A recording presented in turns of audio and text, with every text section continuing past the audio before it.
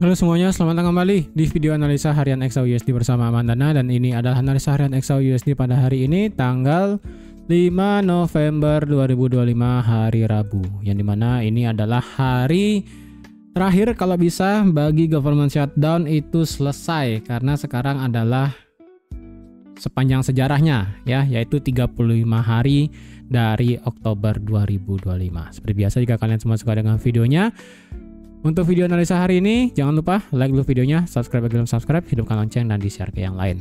Ya, tadi sudah saya bilang ini adalah hari terakhir karena ini sekarang sudah masuki 35 hari. Kalau seandainya hari ini juga nggak kelar itu US government shutdown-nya, otomatis besok akan menjadi 36 hari. 36 hari berarti itu adalah rekor baru. Kalau udah rekor baru, wah, itu sepanjang sejarah Trump ini memang membuat government shutdown itu lama banget ya, itu gila sih sebenarnya ya. Oke, akhirnya kita mendapatkan harga itu break dari rising wedge-nya ya, break dari rising wedge. Nah, sekarang pertanyaannya adalah apakah ini benar sudah break dan bisa melanjutkan penurunan? Kemarin di sini ada yang masih holding sell dari harga 4.000 ya, atau nggak dari harga 3997. Kemarin pada saat sesi live ini saya kan opennya di 93, kemudian SL-nya saya itu di 4001 ya, mendekati 4002 dengan TP sampai di 3975. Jadi kalau kemarin sore masih ada yang open sell di kisaran harga 4000, yaitu kalian udah dapat profitnya lumayan ya. Dan saya udah bilang juga kemarin di terakhir untuk konklusinya atau kesimpulannya adalah kalau H4 kemarin pada saat sesi live itu marketnya masih di bawah 4000, kalian masih sebenarnya masih bisa untuk ambil sell. Tapi kalau misalnya dia balik lagi di atas 4000, itu sudah tidak bisa ambil sell sebenarnya ya.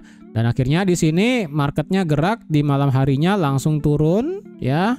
Langsung turunnya langsung brojol jauh ke bawah ya. Ini beneran turun sampai ke 3928. 3928, H4-nya close ya kan, kemudian market buka di sini, retest sedikit 3973, kemudian marketnya turun tadi pagi sampai di 3929. Nah, bagi yang sudah dapat profit banyak, ingat dikondisikan itu akunnya ya. Nah, tadi di awal saya udah bilang, apakah di sini memang benar marketnya break dari rising wedge kemudian bisa lanjut turun? Nah, saya di sini sebenarnya ya agak sedikit dilema. Kenapa dilema saya di sini? Marketnya bisa justru ini marketnya adalah kondisi market sideways yang gede sekali. Walaupun tidak menutup kemungkinan saya juga masih pro untuk bergerak bearish. Hanya saja dengan kejadian drop semalam itu membuat saya agak sedikit ragu jika semisalnya ini memang bisa melanjutkan penurunan sampai ke 3800 ya. Sebelum saya lanjut untuk analisa teknikal, jadi seperti biasa kalau ada yang mau gabung grup Discordnya di sini, mumpung masih ada promo ya, masih ada kuotanya. Jadi langsung aja untuk bayar 1 juta untuk akses selama 1 tahun ya. Biasanya kan ini per bulannya 100.000. Nah, di sini dikasih diskon 2 bulan, jadi otomatis 1 tahun hanya 1 juta. Yang dimana kayaknya sih tahun depan mungkin harganya bakal naik sih harga per bulannya ya. Jadi jangan sampai ketinggalan di sini ya. Bayar 10 bulan untuk akses selama setahun. Jadi save 2 bulan. Oke. Nah, tadi sebelum saya lanjut ya untuk teknikal, untuk update dari masalah tarif dan sebagainya. Dari tarif sebagainya sih di sini tidak ada update apapun sih sebenarnya ya, nggak ada update apa-apa. Kalau dibilang ada sesuatu hal yang gawat banget, untuk saat ini sih belum ada. Ya, hanya saja di sini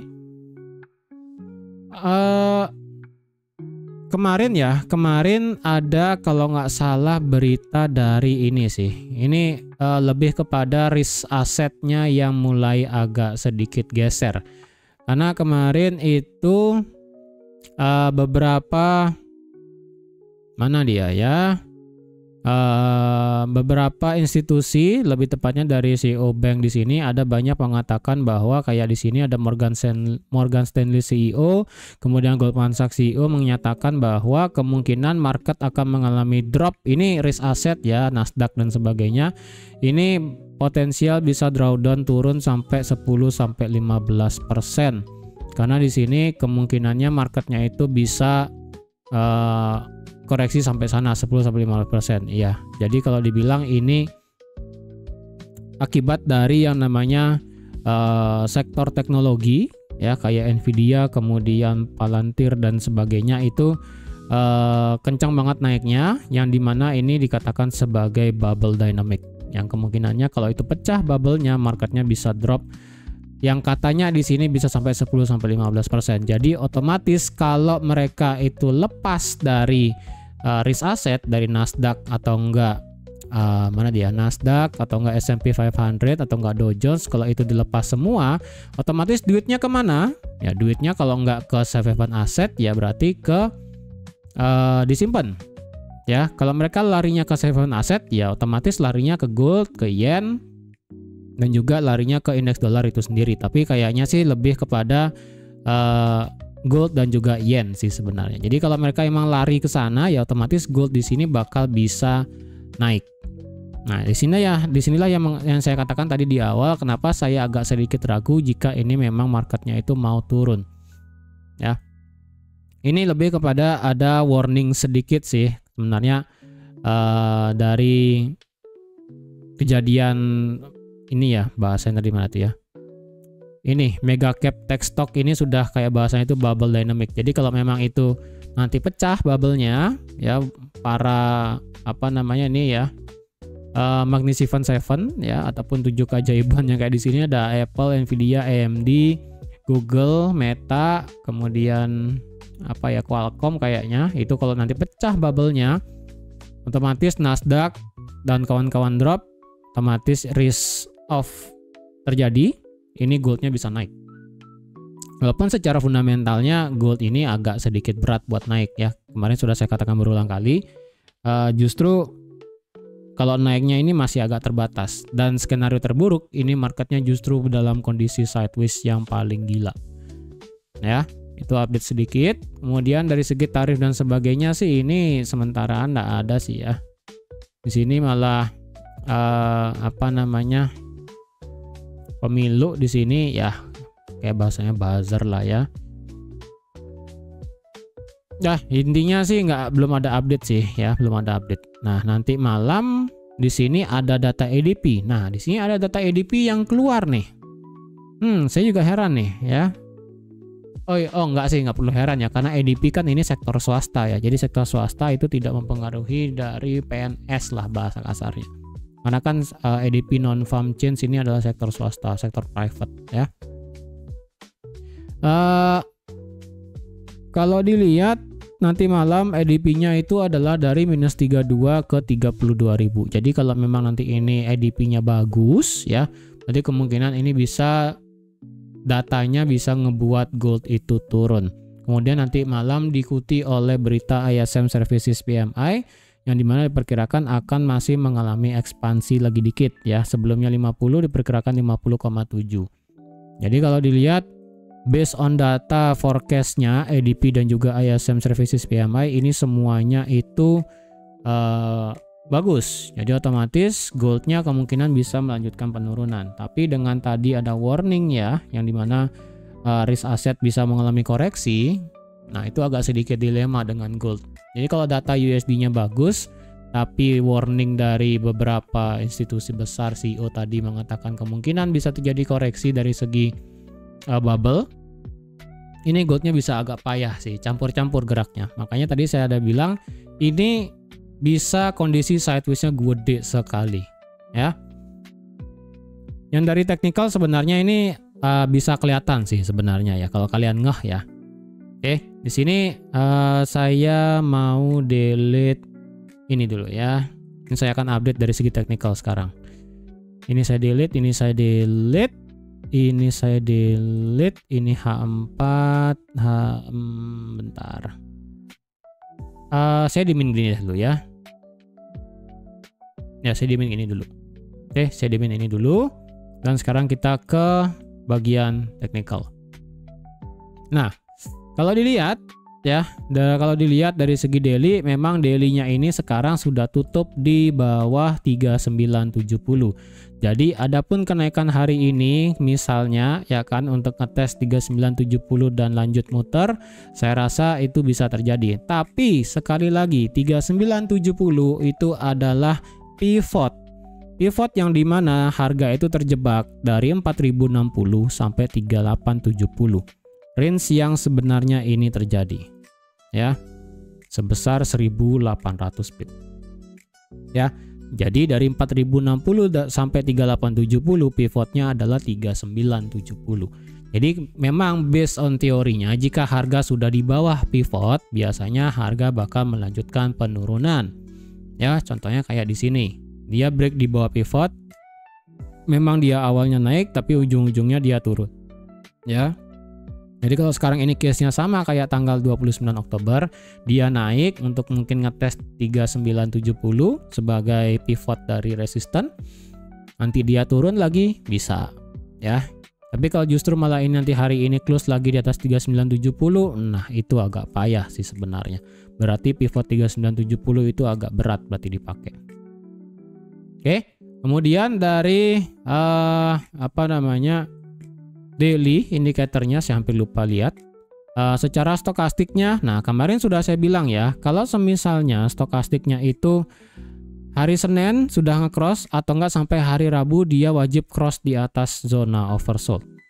Berarti potensialnya itu bakal menjadi bullish divergent. Tetapi kalian bisa lihat sendiri, sampai sekarang hari Rabu ini secara stokastiknya ini justru flat di angka 19, 18 dan 20 yang berarti dia bermain-main di jurang oversold. Yang berarti tandanya adalah sudah tidak bisa dikatakan sebagai ini potensial menjadi bullish divergent lagi. Ya, ini bisa dikatakan sebagai marketnya ini memang ke bawah dan ini lebih condong untuk berat ke bawah. Hanya tinggal dari RSI-nya yang siap untuk drop. Kalau RSI-nya ini nanti drop di bawah 40, sekalinya drop di bawah 40 dan didorong oleh stokastiknya yang drop di bawah 20 memang stay. Ini marketnya saya rasa bakal balik ke 3900 dan target-target di 38 ini ya. 3842, 3833 dan 3791 bisa kena. Ya, jika memang marketnya memilih untuk melanjutkan penurunan. Tapi ya, sekali lagi ini tadi saya ada katakan di awal adalah agak berat dia bergerak turun dan kondisi terburuk adalah ataupun situasi terburuk adalah ini pergerakan sideways-nya bakal lebar sekali. Ya, ini saya akan buka di time frame H4. Intinya dari segi daily ini masih bearish, tidak berubah pandangan apapun, ya. Dan ini dari segi daily kita akan menunggu apakah di sini bakal terjadi break of structure atau enggak.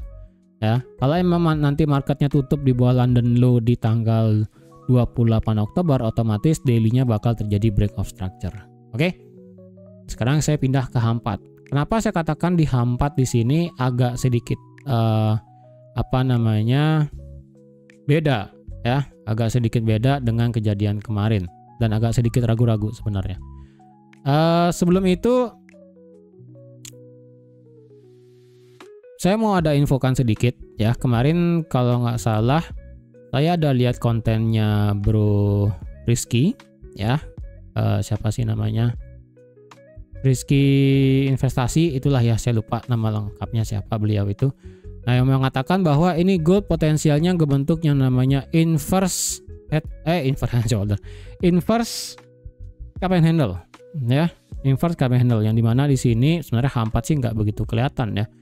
Sebenarnya kayaknya H8 sih kayaknya baru kelihatan ya, yang dimana di sini ya, kemudian di sini. Nah, jadi kalau dia inverse dari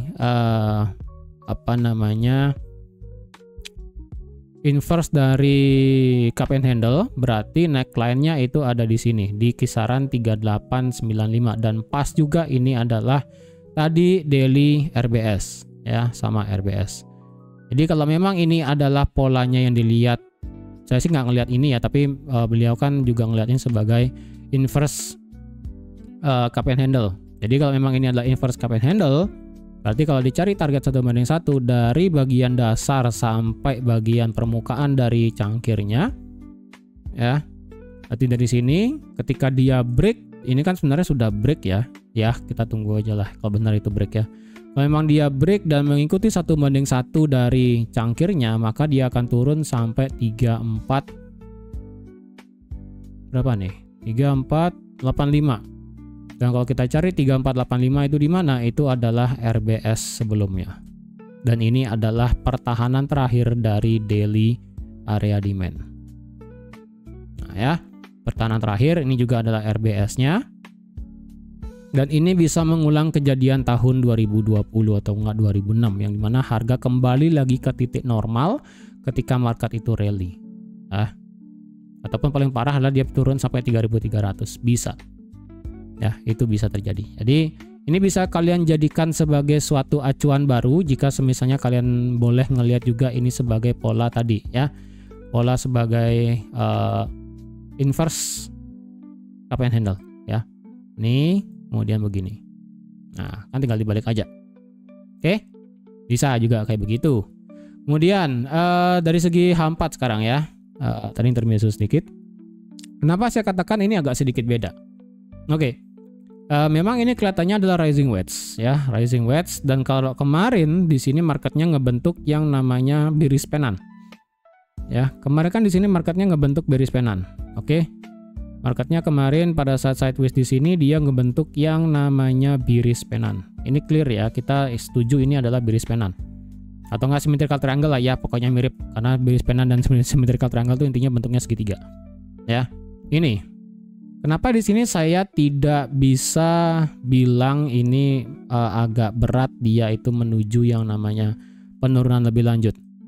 Karena pada saat di sini symmetrical triangle atau nggak bearish pennant di sini, ketika dia breaknya itu jelas dan ngebreak dari low terakhir. Ya, di sini. H4 dia clear. Ya, dia clear, dia ngebreak dari low-nya sendiri di sini. Ya, pada saat di tanggal 27 Oktober jam 2 siang ya, dia break, sekalinya break marketnya langsung bubar ke bawah. Sehingga ketika dicari 1:1-nya dari sini sampai sini, ini pun sudah selesai, bahkan ini sudah beyond ya, sampai bawah banget. Nah, sekarang yang bedanya adalah pada saat rising wedge di sini, ketika dia break, dia berhenti, dia tidak break dari low-nya sendiri. Ya, low-nya ini belum di break nih. Karena kalau dilihat dari segi time frame H4-nya yang sebelumnya ya, ini kan marketnya dia buat low, low, lower high, higher low, higher high, higher low, lower high, ya kan? Jadi berarti kan begini. Dan berarti terakhirnya kan ini adalah higher low-nya. Ini kan higher low, ini low, higher low, higher low. Sudah ada 3 higher low. Kalau di sini ya, ini kalau dibilang agak susah kita ngelihat yang namanya higher low. Karena di sini adalah low, ini adalah high, ini adalah low, ini adalah high. Udah. Kita tidak mendapatkan yang namanya higher high yang baru. Kalau memang ini adalah patokannya, memang dia ini break, tapi ketika dia break, dia tidak berhasil ngebreak dari low-nya di sini juga, ya. Jadi di sini sebenarnya agak sedikit payah marketnya ini itu kalau mau turun. Ya. Apalagi dari segi time frame H4 kita melihat adanya drop pada saat jam 7 jam 7 ya. Jam 8. Jam 7 ini marketnya low terakhir kan di sini. Low terakhir di sini di harga 3928. Ketika market itu membuat low di sini di 3928, market itu tidak ada tutup di bawah harga di sini dalam kurun waktu 8 jam, bahkan sekarang 12 jam. Ini marketnya tidak ada tutup di bawah 3928. Jadi disinilah yang saya bilang agak berat ini marketnya itu bisa turun. Kecuali pada saat dia drop di sini, 4 jam berikutnya marketnya tutup di bawah 3928. Nah, di situ saya percaya marketnya bisa ngejemput London low di sini. Tapi untuk sekarang sih kelihatannya agak berat. Karena low terakhir di sini pada saat dia drop itu tidak ada candle close di bawahnya.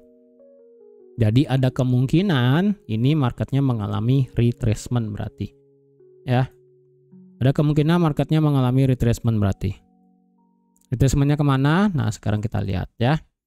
Retracement yang paling possible adalah ya di sini dia bakal bisa nge-retest dari daily SBR-nya yang ada di 3970 dan secara H4 kalau dibilang secara H4 kemungkinannya dia bisa meretest. Sebenarnya sih ini udah di-retest ya. Sebenarnya sih ini marketnya sudah nge-retest dari apa sih namanya? Supportnya di sini. Ya, terakhir di sini. Ini kan di break ya. Di break kemudian ini sudah di retest. Nah, ini saya rasa kalau naik sampai sini kayaknya bakal masih bisa naik lagi sih. Paling possible sih sebenarnya dia nge-retest daily SBR-nya di 3970. Tapi kalau dia nanti memang berhenti di 3961 sih ya udah nggak masalah juga. Apalagi juga di sini kan marketnya sudah ngetes juga ya. 3973. Ini secara H4 sebenarnya sudah dites semua sih. Dan saya jadinya agak heran ini sebenarnya kalau dia naik ini naiknya mau kemana gitu kan. Agak sedikit heran juga sih saya di sini sebenarnya.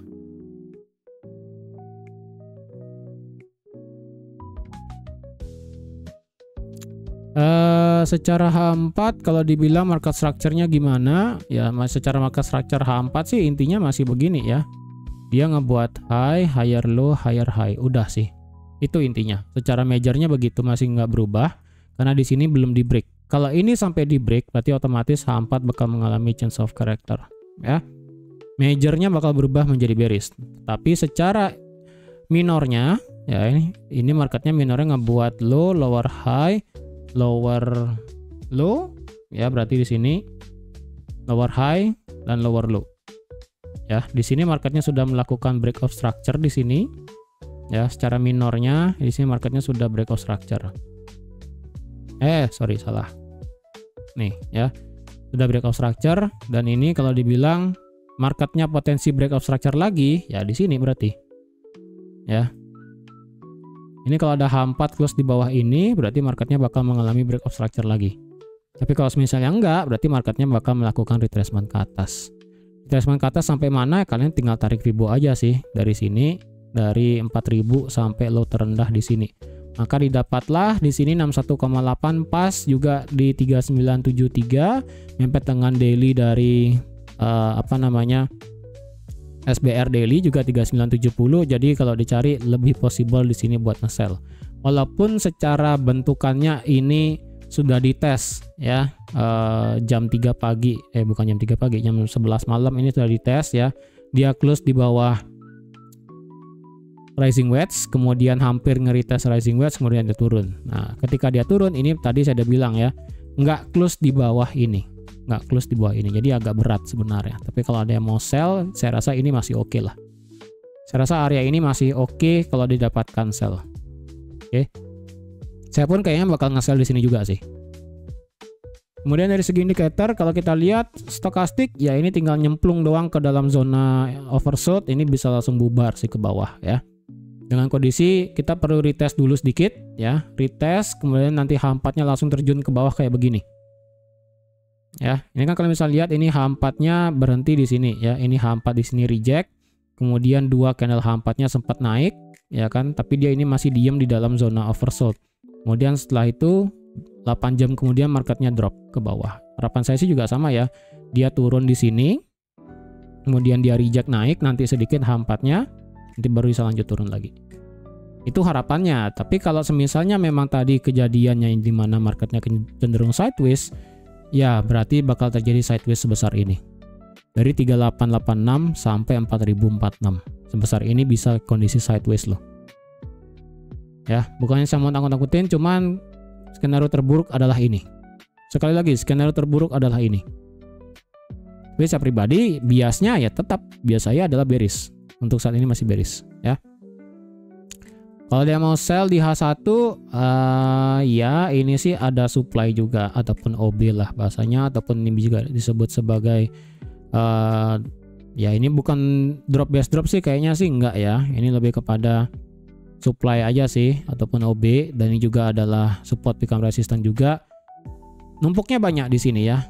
Numpuknya banyak. Kayaknya sih di sini bakal banyak yang nunggu sih. Tapi tidak untuk kemungkinan sih ini marketnya sudah kena bearish fair value gap sih sebenarnya di sini tuh ya. Ini sih sudah kena bearish fair value gap sampai berapa nih? 70% ya, 70% kemudian dia drop. Ya, sekarang sih saya belum ada open posisi ya. Saya sih masih nunggu di kisaran ini. Kalau saya mau ambil buy-nya sih saya buy lagi, ambil saya sih saya masih prefer di sini. Kalau saya mau ambil buy tipis ya. Wah, ini kayaknya kalau nge-buy tipis kayaknya susah sih. Dengan target sampai sini, sampai di 3956 aja minimal. Itu 187 pips sih. Bentar ya. H1 sih sebenarnya ini masih sama ya, targetnya ini bisa untuk menyapu liquidity yang ada di sini di 3917 3915. Mana ya? H1 sih saya masih prefer dia naik sampai sini berarti ya. Naik sampai sini ya, ngeritest semuanya lah kalau mau lebih bagus ya. 65, 70, 73 itu ngeritest semua, pembalikan, nanti nge-sell, terjadi hampa change of character, nge-sweep London low di sini. Mantep banget tuh. Ya, itu perfect sih. Ya, ini kan New York low berarti ya. Ini New York low di 3928, ini adalah Asia low termasuk liquidity, dan ini adalah London low. Wah, ini kalau kebabat semua sih enak sih. Makanya saya lebih prefer nih marketnya retrace dulu lah ya. Retrace dulu, ambil nafas kayak ibaratnya paus gitu kan. Ambil nafas dulu banyak, nanti baru nyelam lagi ke bawah sampai ke Palung Mariana gitu kan. Harapannya segitu ya kan. Tapi kalau misalnya nggak dapet sih agak berat sih sebenarnya saya nge-sell di bawah ya. Jujur untuk sekarang nge-sell di bawah agak susah karena di sini bisa dibilang sweepnya agak banyak nih ya. Ini bisa dikatakan sebagai sweep New York low lah, ini bisa dibilang ya. Ini sebagai New York low kemarin, ini juga adalah Asia low, ini juga London low. Ini bisa dibilang cukup dekat jaraknya ya. Ini kan 28, ini 15, ini 85. Ya memang kelihatannya agak jauh, cuman ini sebenarnya agak dekat. Jadi kalau paksa sell, saya worry-nya dia nge-sweep muter. Nah itu doang sih ya. Jadi tidak selamanya itu ketika dia nge-sweep itu langsung ngejebol ke bawah gini ya. Tidak selamanya begitu. Kadang dia itu nge-sweep ya. Nge-sweep stop loss-nya, kemudian baru dia muter. Muter naik. Nah, itu saya worry-nya begitu.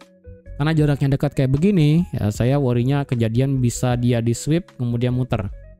Hanya tadi saya bilang saya agak worry kalau mau nge-sell di bawah support sekarang.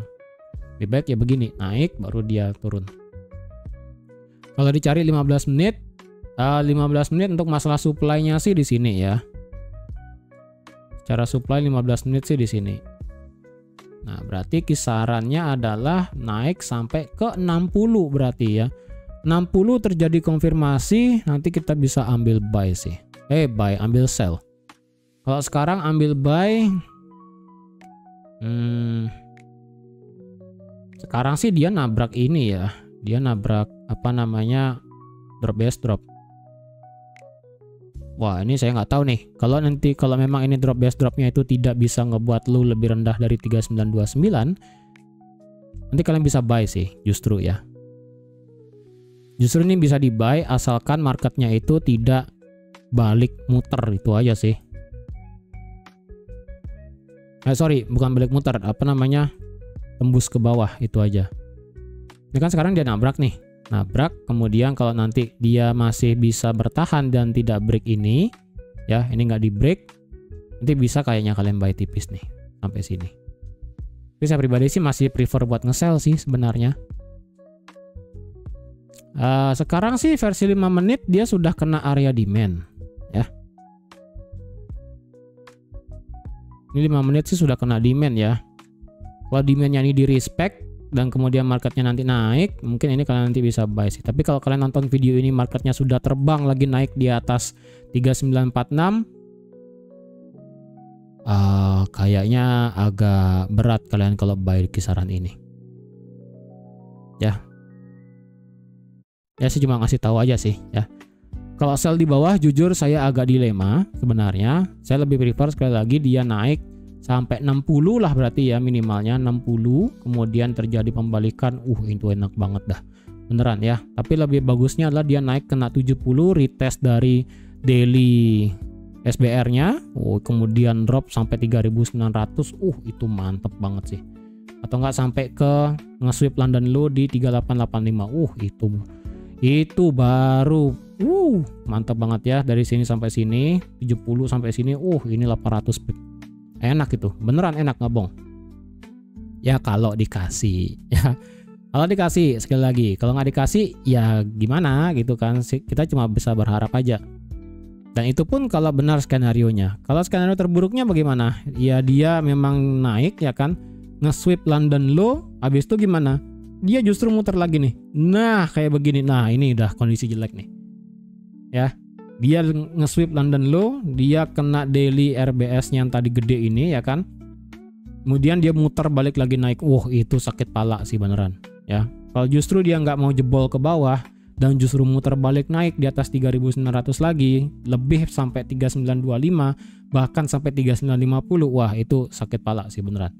Berarti kondisi terburuk tadi yang saya bilang kemungkinan sideways-nya besar itu bisa terjadi. Yang dimana itu saya nggak pengen sebenarnya. Ini harganya mental dong dari demand M5, buset. Ya. Ya saya masih prefer buat sell sih. Ya di sini kisaran inilah pokoknya baru nanti bisa sell. Oke. Jadi saya rasa sekian dulu untuk analisa XAUUSD pada hari ini. Terima kasih sudah menonton video sampai habis. Terima kasih juga sudah like, share, dan subscribe seperti biasa. Dan kalau hari ini memang adalah harinya untuk masih bisa nge-sell, target sampai mana? London low dulu 3886 atau nggak sampai change of character dulu, paling dekat di 3915, dan paling ekstrim adalah Fibonacci-nya di sini 3842, 3833, dan 3791. Oke, jadi sekian dulu dan sampai jumpa lagi di analisa harian XAUUSD selanjutnya. Bye bye.